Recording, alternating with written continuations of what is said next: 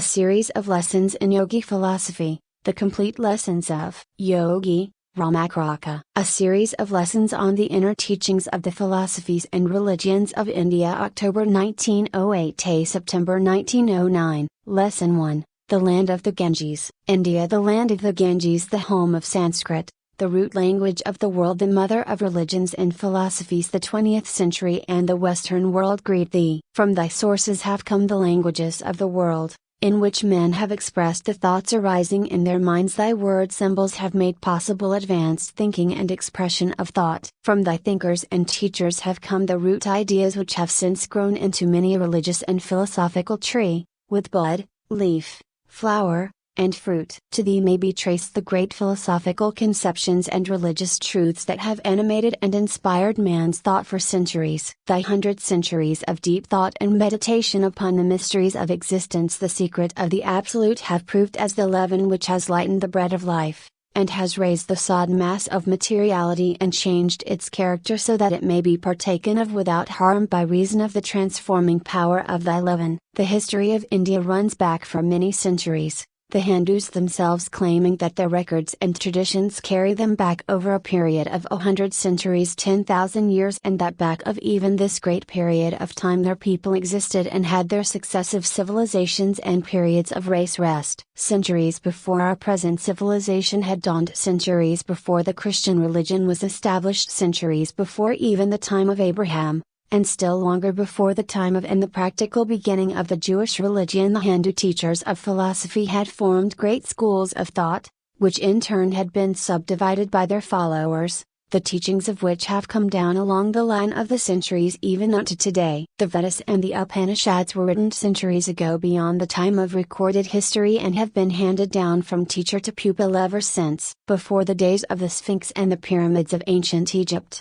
India's great religious and philosophical teachers had formulated their doctrines and founded their schools of thought. Surely such antiquity of teaching, and the corresponding vitality of the doctrines which has kept them alive and vigorous through the passage of these great periods of time, must arrest our attention and command our respect. The leading scholars of the Western world have long since recognized and appreciated the great value and importance of the work of the Hindu thinkers along the line of philosophy, and have freely given credit to them for their fundamental work upon which a great body of the Western thought has been built. In fact, it is difficult to find any form of Western philosophy that has not used the Hindu philosophies as a basis, or, at least, which has not, perhaps unconsciously, restated the fundamental truths uttered centuries before by some Hindu thinker. Every possible form of human philosophical speculation, conception, or theory, has been advanced by some Hindu philosopher during the centuries. It would seem that the Hindu philosophical mind has acted like the finest sieve, through which strained the volume of human philosophical thought, every idea of importance being gathered and applied, by someone, at some time, in India. Professors Max Ma Weinforthler and Paul Deussen have testified to the fact that India has been the fountainhead of philosophical thought, and that in the Vedas and the Upanishads may be found references to every philosophical conception that the Western mind has since evolved. This is no mere boast of the Hindu. An examination of the authorities will satisfy the most rigid proof on this point, as the best authorities freely admit. Victor Cousin, the French writer upon philosophical history, has said, "When we read the poetical and philosophical monuments of the East, above all, those of India, which are beginning to spread in Europe, we discover there many a truth, and truths so profound, and which make such a contrast with the meanness of the results at which European genius has sometimes stopped, that we are constrained to bend the knee before the philosophy of the East, and to see in this cradle of the human race the native land of the highest philosophy." A broken bar. India contains the whole history of philosophy in a nutshell. Sir Monier Williams, in his great work on the Hindu religions, said, "Indeed, if I may be allowed the anachronism, the Hindus were Spinozites more than 2,000 years before the existence of Spinoza, and Darwinians many centuries before Darwin, and evolutionists many centuries before the doctrine of evolution had been accepted by the scientists of our time, and before any word like evolution existed in any language of the world." Many writers have held that the great Grecian thinker and philosopher, Pythagoras, received his instruction from Hindu teachers upon his sojourn in India, and some of the legends hold that upon his return to his native land he brought a company of Hindu philosophers with him, in order that the Greeks might receive the benefit of their instruction. Whether or not this latter statement may be true, it is undoubtedly true that the vitality of Grecian philosophical thought was due to Hindu influences. Professor E. W. Hopkins has said,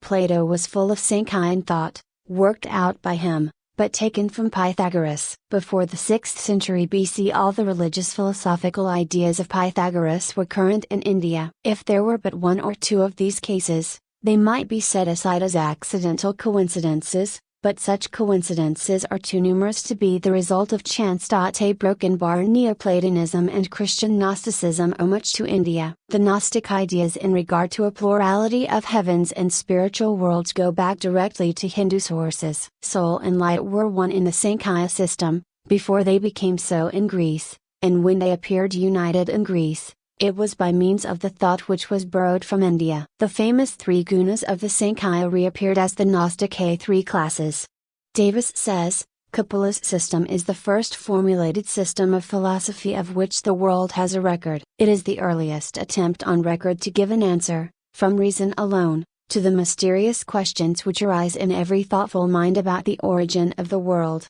the nature and relations of man and his future destiny. The same authority says that the philosophy of Schopenhauer and Hartmann is a reproduction of the philosophical system of Kapula in its materialistic part, presented in a more elaborate form, but on the same fundamental lines. In this respect the human intellect has gone over the same ground that it occupied more than 2,000 years ago, but on a more important question it has taken a step in retreat. Kapula recognized fully the existence of a soul in man, forming indeed his proper nature, the absolute of fict distinct from matter and immortal. But our latest philosophy, both here and in Germany, can see in man only a highly developed organization. Hopkins says, both Thales and Parmenides were indeed anticipated by Hindu sages, and the Eleatic school seems to be but a reflection of the Upanishads. The doctrines of Anaximander and Heraclitus were perhaps not known first in Greece. Schlegel has said, the divine origin of man, as taught in the Vedanta, is continually inculcated, to stimulate his efforts to return, to animate him in the struggle, and incite him to consider a reunion and reincorporation with divinity as the one primary object of every action and reaction. Even the loftiest philosophy of the Europeans, the idealism of reason as it is set forth by the Greek philosophers, appears in comparison with the abundant light and vigor of Oriental idealism like a feeble Promethean spark in the full flood of heavenly glory of the noonday sun, faltering and feeble and ever ready to be extinguished. Of the Vedanta system of Hindu philosophy, Max Ma one Fortler says, this constitutes the unique character of Vedanta, unique compared with every other philosophy of the world which has not been influenced by it, directly or indirectly. Speaking of the daring philosophical conceptions of the Vedanta in its denial of the reality of the phenomenal, and the assertion of the reality only of the Absolute One,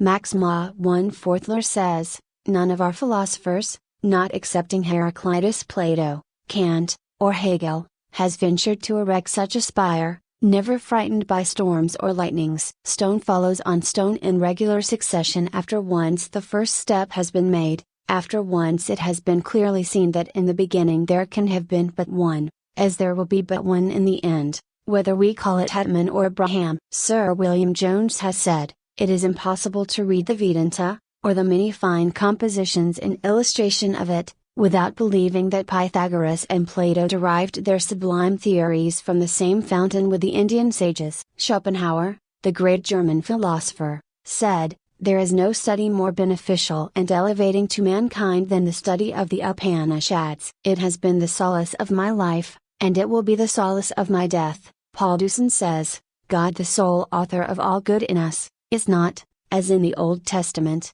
a being contrasted with and distinct from us, but rather our divine self. This and much more we may learn from the Upanishads. We shall learn this lesson 1. We are willing to put the finishing touch to the Christian consciousness, and to make it on all sides consistent and complete. Section The Western student who wishes to become acquainted with the philosophies and religions of India is placed at a great disadvantage by reason of his remoteness from the authoritative teachers, and also by reason of his inability to distinguish between the true and the untrue, the genuine and the spurious, the truth and the half-truth among the voluminous writings on the subject. He finds a mass of literature relating to India and her religions and philosophies, written in English by various persons who often have made but a superficial study of the subject, and he is unable to reconcile the many conflicting statements that he finds in these books. He finds the various authorities flatly contradicting each other, and, in his ignorance, he is unable to decide upon the question of the relative and comparative reliability of these sources of information. This is not to be wondered at,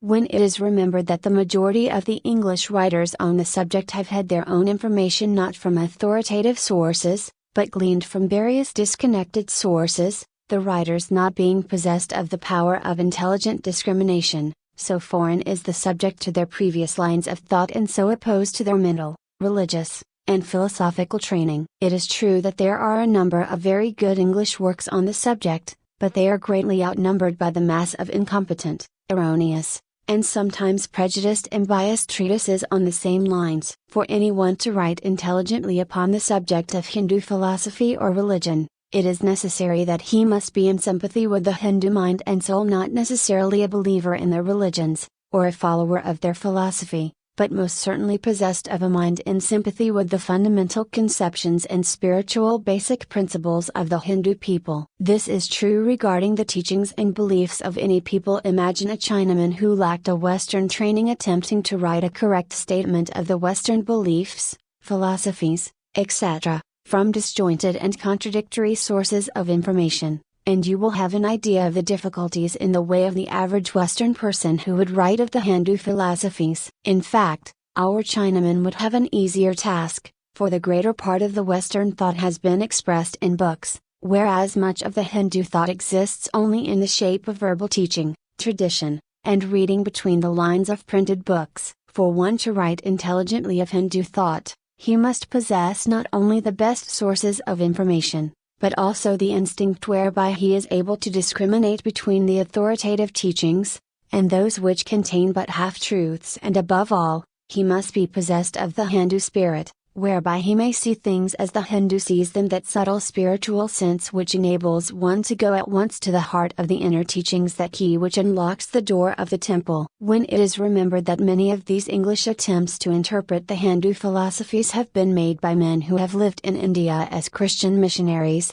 and whose duty it has been to discredit the native beliefs in the minds of the Hindu people in hope of winning them over to the creed and belief of the missionaries, it will be seen how prone to error such attempt must be. For no matter how sincere, honest and conscientious such a writer may be, his account must necessarily be colored by his point of view and the duties of his life. He is in the position of a paid attorney for one side trying to describe the case of the party whom he is opposing, an almost impossible task to fulfill with bias and prejudice. The paid attorney, zealous for his client's interest, and impregnated with the one-sided view of the case, is not very likely to manifest a purely judicial mind and point of view, no matter how honest he may be. And then again, the fundamental opposition between the basic philosophical conceptions of the Hindu philosopher and the Christian theologian can scarcely be imagined by one not familiar with both. As a slight instance, we may say that while creation is one of the basic propositions of the Christian theologian,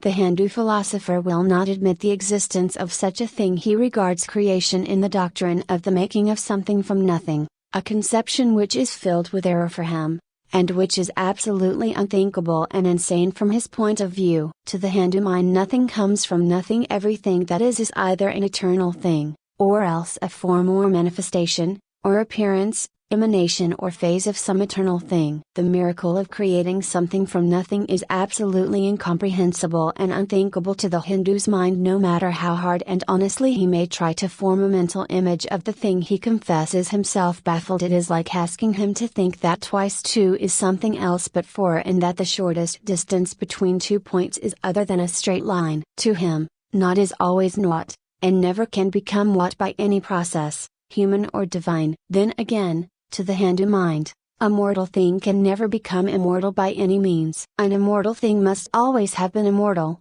or else it never can become so, and therefore everything that is born must die sometime, and everything that dies has been born sometime. To him eternity must exist on both sides of the now. In fact, the now is but a point in eternity. Thus the Hindu is unable to accept the teachings of immortality for the soul, unless previous immortality be conceded to it. He cannot conceive of any power creating a soul from nothing, and then bestowing immortality upon it for eternity. And while the Western philosopher, likewise, is unable to think of aught coming from naught, the subject presents no difficulty whatever to the Western theologian, who readily conceives the thing being done by divine fiat. And, so you see how little the missionary writer is apt to grasp the fundamental Hindu conceptions or point of view. His training and life work prevents it, and what is true of the missionary is also true of the average Western investigator of the Eastern philosophies and religions. As the Hindus say, he who would grasp the inner teaching of the Hindu philosophy must have an Hindu soul,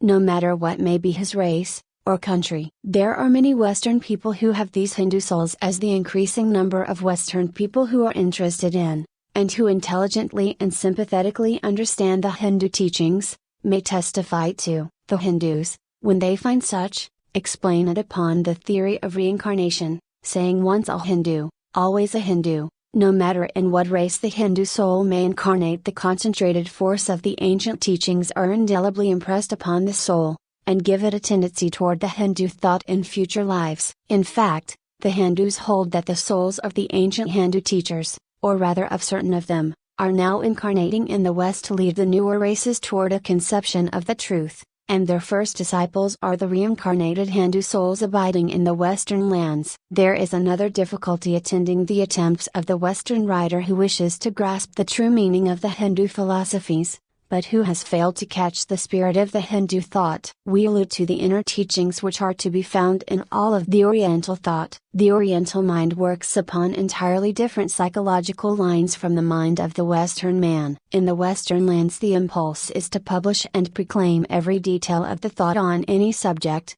sometimes in advance of its actual acceptance by the leading minds working along the lines of the particular subject. But in the Orient the tendency is precisely the opposite, and the sage is apt to reserve for himself and his close circle of personal students and followers the cream of the idea, deeming it too important to be spread broadcast to the unthinking and unappreciative public. Moreover, in the West the philosophy of a man is regarded as a purely intellectual matter, and he is not expected to live up to the philosophy that he has enunciated, while in the East the philosopher takes his teachings very much in earnest, and so does his public, and he is expected to live out his teachings in his everyday life or else be considered a hypocrite. This being the case, the Oriental holds back his inner teachings for himself, until he is able to live out and manifest them in his life. And what is true of the individual is true of the great body of thinkers, who instinctively reserve for the few the inner teachings of their philosophies, deeming it almost a sacrilege to divulge the inner truths to anyone who has not proven his worthiness and right motives. Moreover, there is always the great body of the inner teachings of the Hindu philosophies which are tacitly accepted and recognized by the students of the philosophies, but which are not openly taught. These basic truths are deeply impressed upon the Hindu consciousness, and are absorbed almost with their mother's milk. Consequently, the English investigator, finding no clear and detailed statement of these fundamental truths mentioned in the books, is apt to ignore them, and consequently is unable to understand the true meaning of certain secondary truths and ideas based upon the fundamental conceptions. This is apparent to anyone who has grasped the inner meaning of the Hindu philosophies, and who is able to see the common basis for the apparently contradictory theories and opposing schools, when he reads the essays and books written by Westerners who treat the different schools as diametrically opposed to each other and having no common basis of agreement. The truth is that all the various Hindu philosophies and religions are but various offshoots from a common trunk and root. If one discovers this root thought, he is then able to follow out the subtle differences of interpretation and doctrine, and to reconcile their differences. Whereas to the Western man who fails to perceive the common trunk and root, the whole system of Hindu philosophy is a tangled mass of contradictions, lacking relationship and harmony. In these lessons we hope to be able to so present the subject that the student may be able to see the common trunk and root, and then to follow out the diverging branches to the end. from the point of apparent separation, or on the other hand, to follow a line of thought back from its extreme point to the point where it diverges from the common trunk. A section. If the above statements regarding the difficulty of a correct understanding and interpretation of the Hindu philosophies be true, what must be said of an attempt of the Western mind to understand and interpret the Hindu religious systems, in all of their branches, denominations and division down to the finest hair-splitting degree? To the average Western mind, the subject of the Hindu religions is one of extreme perplexity and confusion, seemingly based upon an unstable foundation, and lacking coherence or any reasonable common basis or foundation. The Western mind sees and hears on one hand the highest spiritual teachings, and the most refined and subtle philosophy coming from the master minds of ancient India, and on the other hand sees and hears the grossest superstition and credulity accompanied by the most absurd forms of ritualistic nonsense and exhibitions of greedy and tyrannical priestcraft. On one hand he sees the most elevated spiritual conceptions, accompanied by the most austere and ascetic lives of their followers, while on the other hand he sees the exhibition of what appears to him to be the grossest forms of the old phallic worship, accompanied by the most shocking exhibitions of immorality and obscenity. Can such things have a common origin? Can there be any connection between the highest forms and the lowest? The inquirer forgets that in the history of all religions there have been witnessed these extremes and contradictions,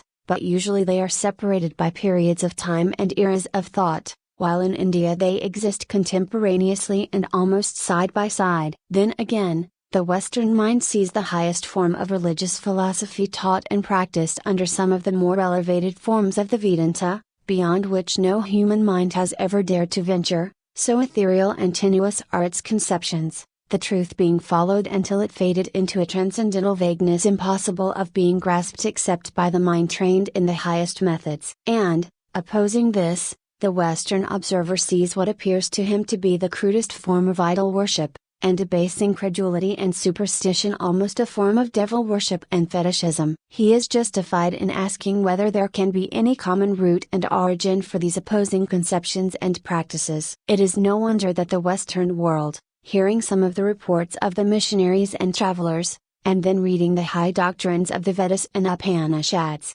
fails to understand, and gives up the matter with a shake of the head and the thought that India must be a very nightmare of theological, religious and philosophical vagaries and conceptions. And, when to this he adds the reports of the wonder workings or magic of some of the Hindu fakirs or magicians, it is still more perplexed, the difficulty not growing less when he hears the Hindu teachers declaring that these miracles and wonder workings are not performed by high spiritual people, or by spiritual methods, but that on the contrary they are the result of methods along the lines of the psychic, understandable by everyone who cares to investigate the subject, and often performed by men most unspiritual and lacking morality or religious merit, and often ignorant of even the rudiments of the higher philosophies. All this is most confusing to the Western mind, and we hope to be able to throw some light on the dark corners of this subject. Also, Section 1 of the explanations of the prevalence of the lowest forms of fetishism, superstition and religious debasement in India, alongside of the highest forms of religious and philosophical knowledge and teaching, is the mental atmosphere of India itself, and a study of the history of thought in that land. It must be remembered that for countless centuries the Hindu mind has confined itself closely to an investigation of the other side of life to a degree not to be imagined by the Western mind, while the newer lands of the West, with their active pioneers in activity, have been pushing forward toward material advancement and progress. India has been resting quietly, dreaming of that which lies back of the material world, and under and above physical existence. To the Hindu mind the physical and material world is more or less of an illusion, inasmuch as it passes away almost while it is being formed, and is a thing of the moment merely, while the spiritual world is the real one and the one to which the mind of man may most properly be turned. Mind you, we are merely stating the fact and existing conditions that you may understand them, not as urging that the above method is the better, for, to be frank with you, we consider the general tendency of the Hindu mind to be as much one-sided as that of the Western world. The one leans to the I am side, ignoring the I do side, while the other places entire dependence upon the I do phase, almost entirely ignoring the I am phase. The one regards the side of being, and ignores the side of action while the other regards action as the essential thing, ignoring the vital importance of being. To the Western world, the physical is the dominant phase. To the East, the metaphysical holds the lead. The thinking minds of both East and West clearly see that the greatest progress in the future must come from a combining of the methods of the two lands, the activity of the West being added to the thought of the East, thus inspiring the old lands into new activities and energy, while to the Western activity must be added the spirituality and soul knowledge of the East, in order that the rampant materiality may be neutralized and a proper balance maintained. And close observers see in the eagerness of the East to take on Western activity, and in the hunger and thirst of the West for knowledge of the soul and that which is back of all life and the universe, the indication of a wonderful future for the whole world, East and West together. The people of India are separated by but a very thin veil from the other side of life, and anyone who lives in India and who allows himself to feel the current of thought and life manifesting there, soon becomes aware that there is a vast psychological difference between the ancient land of the Ganges and the Western world. It is in the air of India, and none can live there without feeling its subtle effect and influence. No Western man who has lived in India for a half dozen years is ever the same man afterward. Even if he returns to his own land, he never loses the feeling of the vague and nebulous something alive that is in the very air around him and about him. Scoff as he may, and materialist of materialists though he may be, he still feels that something around him. He has caught the psychic atmosphere of India, and this fact of the mental and psychic atmosphere of the land of the Hindus has a bad effect as well as good one. Just as does the rich ground of the tropical countries, under the blazing sun and other influences of nature,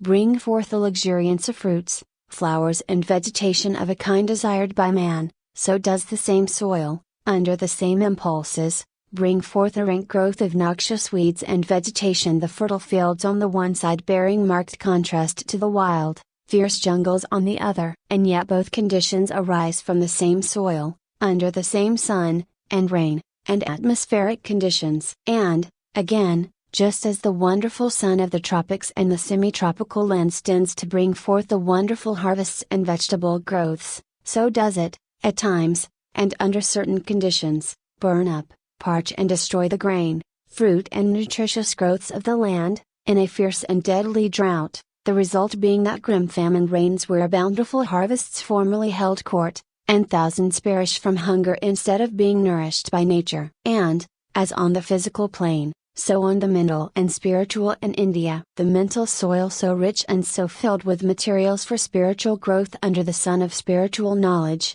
also becomes a field ripe for the noxious growths of superstition and credulity, devil worship and frightful debasement of thought and practice. And again, just as the sun produces the bountiful harvest in one section, and the deadly drought in another, so does the rich spiritual development of India have its dark side in the degenerated teachings and shadow among the same people. India is a land of marked spiritual contrasts. The highest and the lowest are to be found there side by side. But, to those who are able to get behind the scenes and probe to the heart of the matter, it always is evident that the debasing forms of religion in India are always found to be but the degenerated and debased sides of the true religious teachings of the Hindus. Just as men may and do degenerate morally, mentally and physically, so may and do men degenerate spiritually. Just as in the Western centers of civilization are to be found human monsters performing deeds more savage than those of the most ignorant savages, just as men of intellect are found guilty of acts and practices below the level of the beasts, so do we find in India the lower and ignorant classes of people so far fallen away from the magnificent spiritual teachings of their race that they are lower in the scale of true spirituality than the ignorant savage who has no spirituality at all.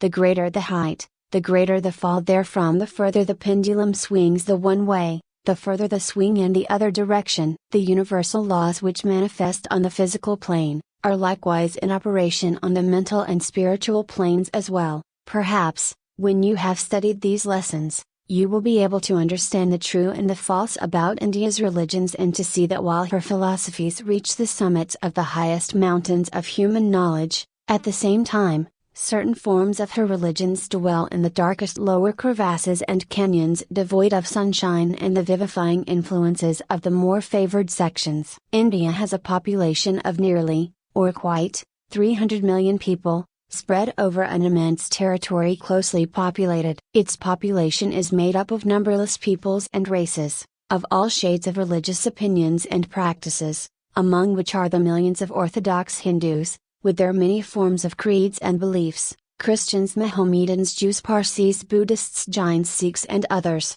including about 500,000 of Aboriginal people, not Aryans or true Hindus, who adhere to the old form of ancestral worship. It is not to be wondered at that all shades and degrees of religious thought are to be found among these peoples, just as in Europe there is to be found every form, grade and degree of religious belief, from the highest to the lowest, and just as in America there is to be found the most advanced religious thought, side by side with some of the most superstitious and degrading forms among the ignorant, from the religious conception of an Emerson to the degrading beliefs of some of the Southern Negroes, little above the level of the voodoo beliefs of their ancestors. How few of the American people, of all classes just as one meets them on the streets, are capable of comprehending the sublime teachings of their countryman, Emerson. As in the East so in the West the law is universal. To those who ask, why is it that with the high conceptions of the Hindu philosophy the masses of the Hindu people are not able to rise to a higher level? We would answer, for the same reasons that the high teachings of the Western philosophers have not reached the understanding of the masses of the people of the Western world. The cause is the same, and lies far behind the distinctions between peoples and countries. In all lands there are advanced souls, and those less advanced, and still those which are far down in the scale. The man of the worldwide view of life does not make narrow provincial comparisons between peoples, for he sees everywhere in operation the same universal laws of human nature, manifesting under the guise of local features and traits, but ever the same laws. The peculiar local feature and traits among the Hindus, the features in which they differ the greatest from the Western peoples, is the fact that we have mentioned a moment ago, that in India the veil between the visible and the invisible is much thinner than in the Western lands. In India the crust between the surface of phenomenal life, and the great underlying nominal life, is very thin indeed, and the sensitive soul may sense the throbbings of the underlying life, with its heartbeats and tumultuous currents of being. This being so, while the advanced soul is thus brought into close touch with the inner life of the universe, and is able to mount to a higher plane, the soul far back on the path of spiritual attainment, not having the intelligence or powers of discernment to apply the hidden forces of the soul, is still conscious of the existence of the underlying life, and is apt to develop along the lower psychic lines, instead of along the higher spiritual ones, and accordingly tends toward superstition and credulity, and low spiritual ideals, instead of mounting upward. The weed grows in the tropical climate, as well as the fruits and flowers. Perhaps with even this slight explanation you may be able to understand this subject just a little better than you did before reading it. Let us trust so. Section. And now let us proceed to the consideration of the basic principles underlying the entire system of the Hindu thought, and then let us pass on to an examination of the interpretation and teachings of each system, school, cult and sect of that land so fertile and prolific of thought of things behind the veil. Special message. This month we begin the study of the philosophies and religions of India. It is a subject of the greatest interest to all who have studied with us the previous lessons on our conception of the yogi philosophy. You will be able to trace step by step the progress of the great Hindu philosophical thought from the beginning down to the present time in all of its branches and variations. You will be made acquainted with the inner teachings and the fundamental doctrines of the Hindu philosophers, which will enable you to perceive the exact points of divergence and difference in interpretation, and the various points of reconciliation and agreement between the various schools and sects. With the key of the fundamental teachings you will be able to swing wide open the heavy outer doors of the temples of thought. And, moreover, as these fundamental teachings are basic and universal in their application, you will be able to unravel the tangles of Western philosophy, as well as the Oriental philosophy, by the means of your acquaintance with these basic principles, tracing each conception back to its origin, and placing it in its proper class. Moreover, you will see wherein our own system of philosophy agrees with, and differs from, the various differing schools of the Hindu philosophy. You will see that while we do not wear the label of any of the various schools, yet there are many points of agreement with the various ones in some of their divisions and subdivisions. We belong to what is known as the eclectic school of Hindu philosophy, which is really no crystallized school at all, but which founds itself firmly upon the solid rock of the fundamental teachings, and then takes its own wherever it finds it from the teachings of India's thinkers for the past 5,000 years. Eclectic,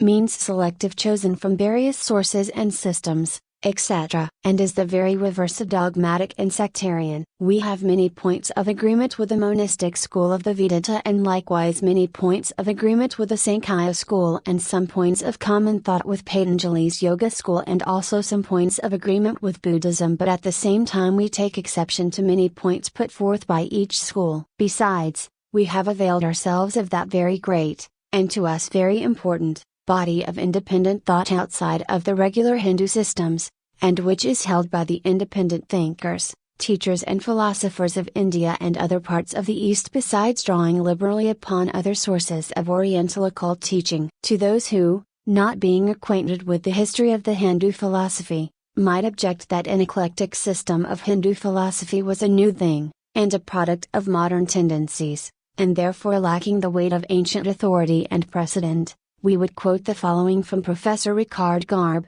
the well-known German authority on Hindu philosophical history. Professor Garbe says, in the first century of the Christian era, there was started in India an eclectic movement which was chiefly occupied with the combination of the Sankhya, Yoga and Vedanta theories. Such a movement, not a school or system, remember, which has been in existence for 2,000 years, and which occasioned the production of some of the most virile philosophical thought during that time, may be pardoned for declining to be called new and for claiming its rightful place in the Hindu philosophy. And, now, in approaching this study, let us lay aside all prejudice, and preconceived conceptions and misapprehensions, and with open mind examine, consider and weigh the claims and teachings of these various systems, testing each with the touchstone of the fundamental principles which shall be given you, and above all perceiving the unity and diversity apparent to the student who has caught a glimpse of the truth. Let us meditate on the idea that truth is universal,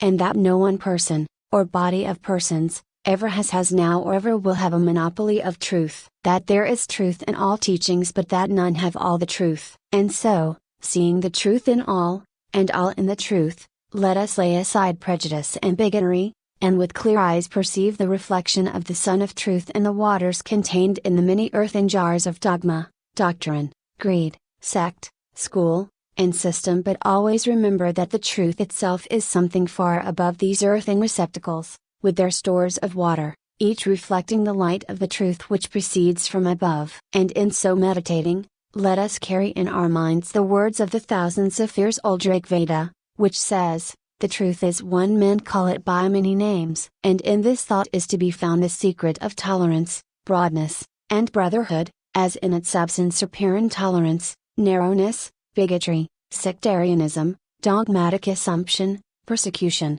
hostility, hatred and separateness. There is but one truth to know, that truth in its entirety is to be that truth. The bits and glimpses of truth that we see in human dogma, creeds, and closed systems, are but the reflections of the Sun of Truth, far above in the heavens, as seen of the surface of the muddy water of the earthen jars standing in the courtyard. Remember this and seek ever the Sunday. But the jars must be examined in turn, that we may know to distinguish the truth from its reflection. Such is the teaching of the wise. Peace to thee.